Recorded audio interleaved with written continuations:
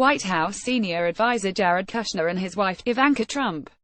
Joshua Roberts. Reuters. After delivering a blistering speech critiquing Donald Trump's performance as president at a recent conference, I was challenged by an audience member to say something nice about our commander-in-chief.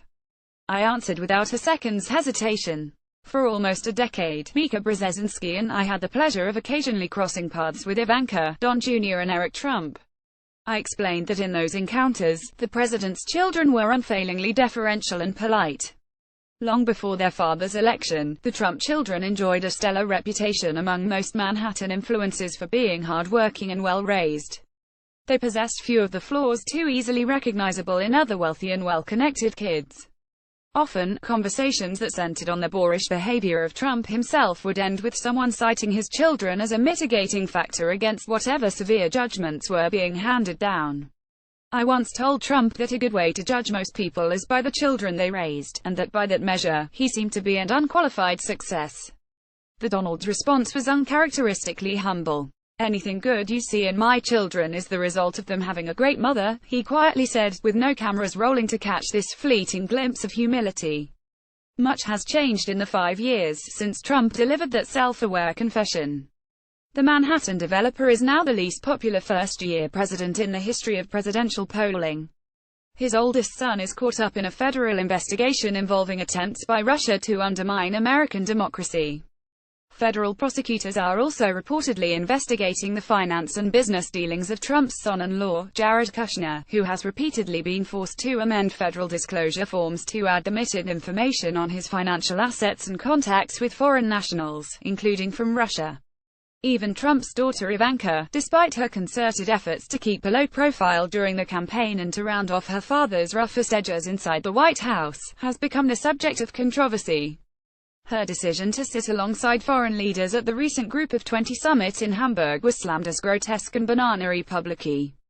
In a recent tweet, she declared that she would be serving alongside John Kelly, just as the retired four-star Marine general let it be known that all access to the Oval Office would go through him. The real estate heiress not only appeared to be claiming the West Wing as her territory, but she also betrayed a troubling sense of entitlement that one might expect from other billionaires' daughters but not this one. Kelly and White House insiders know that Ivanka Trump is as ill-prepared to face the brutish realities of Washington as her father.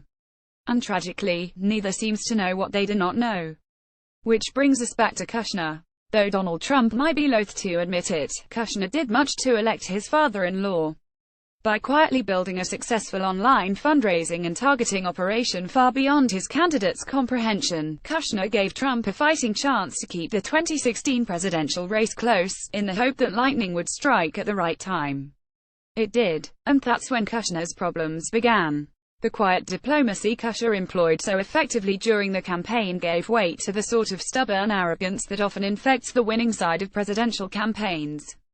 Trump's shocking victory led his son-in-law to believe he could reinvent government, like Al Gore, micromanage the White House like James Baker and restructure the Middle East like Moses. Kushner's confidence seemed to reach its apex whenever the subject turned to Middle East peace. His bizarre belief that the world began anew the day Trump was inaugurated was exposed again this week when a leaked audio tape caught Kushner telling White House interns, "We don't want a history lesson. We've read enough books. Americans have seen enough headlines over the past 6 months to better understand why nepotism does not work in the White House. Though my words may suggest otherwise, I genuinely like Jared and Ivanka. I also love Joey, Andrew, Catherine and Jack Scarborough. But I wouldn't let them run my morning show any more than Trump should let his children run roughshod over White House operations.